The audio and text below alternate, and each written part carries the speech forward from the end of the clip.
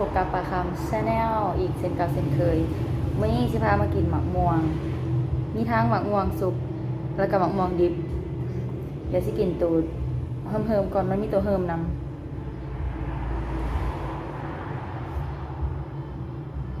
สมปะเนาะ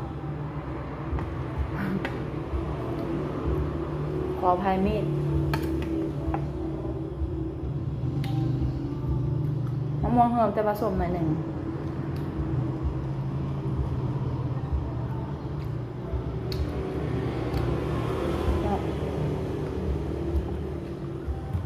กินตัวสุกก่อนตัวนี้สุกกันห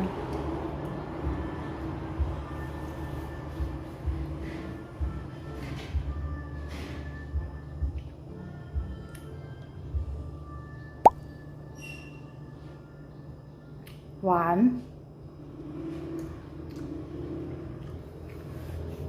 หวานพี่ลึกอันนี้ปุ้งหัวหมักม่วงอีกอย่างชาวบ้านก็จะส่งมาให้กินขอบใจเด้อขอบใจผู้ส่งมาให้กินแต่บ่ได้ถามเพื่อนมาหมักม่วงอีกอย่างก็เลยบ่ฮู้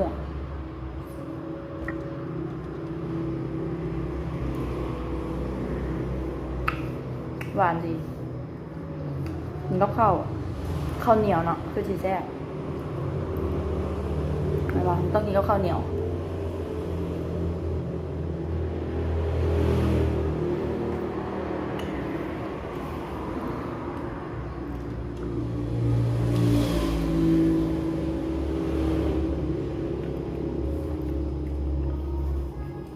การกินมะม่วงแทนมันแซ่บแห่นทำไมแบบเนี้ย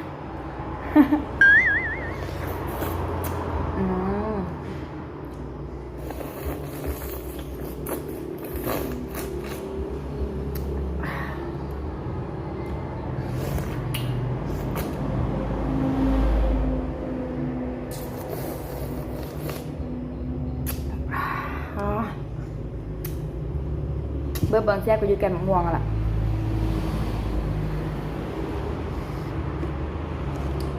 ท่าดามีข้าว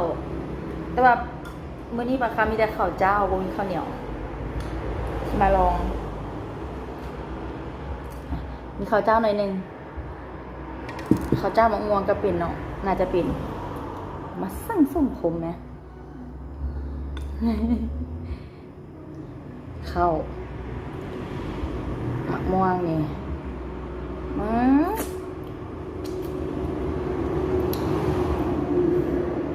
ชุดแซ่บ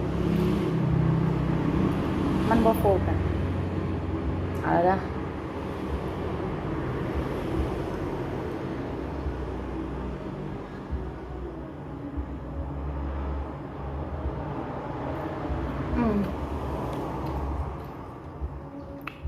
ข้าวเจ้า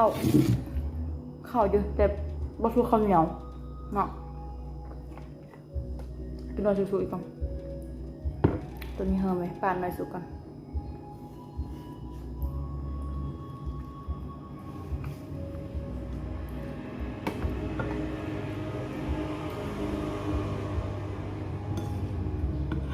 หน่วยอยู่ในนี้มันจะส้มเอาตัวนี้คงจะหวาน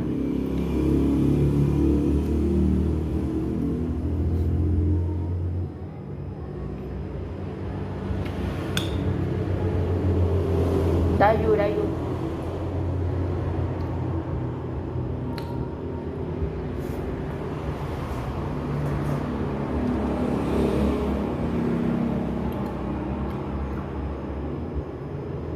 แซ่บเด้อมะม่วง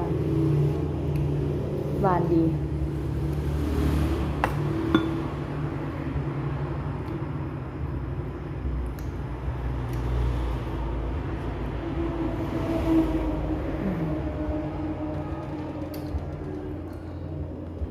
หอมหวานมันมีเปรี้ยวนิดนึงผสมกระแซ่บเว้ย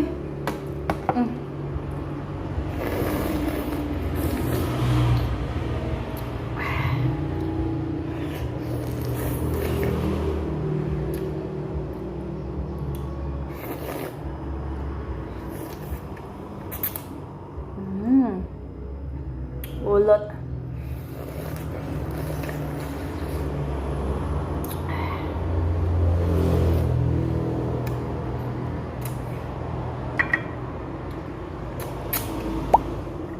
อนุญาตแซ่บตัวนี้เฮิมเดี๋ยวส้มหน่อยหนึ่ง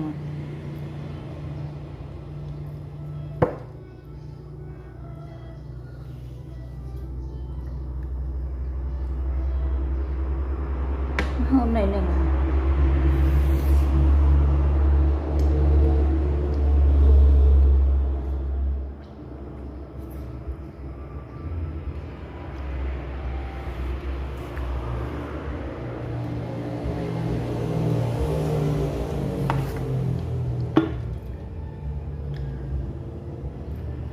เขาปากเบิดบ่เนี่ย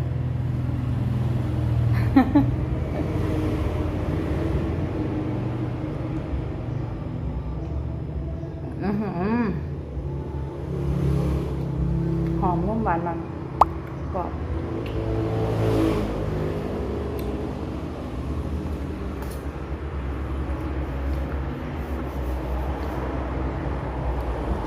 ทำนี่แหละคลิปนี้ปุ้ยยังไงกินหมกม่วงเลย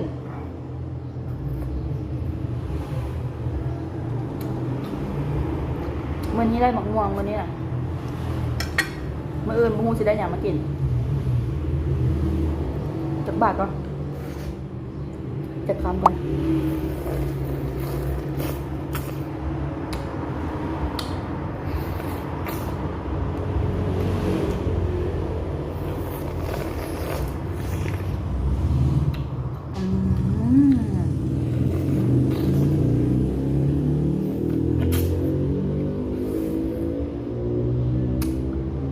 คิดพ่อตอนยังน้อยไหม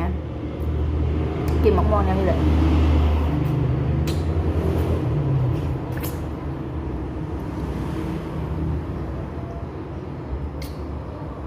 บละขาเช็ดมือผมไปเลยเด้อซัมนีเดอร์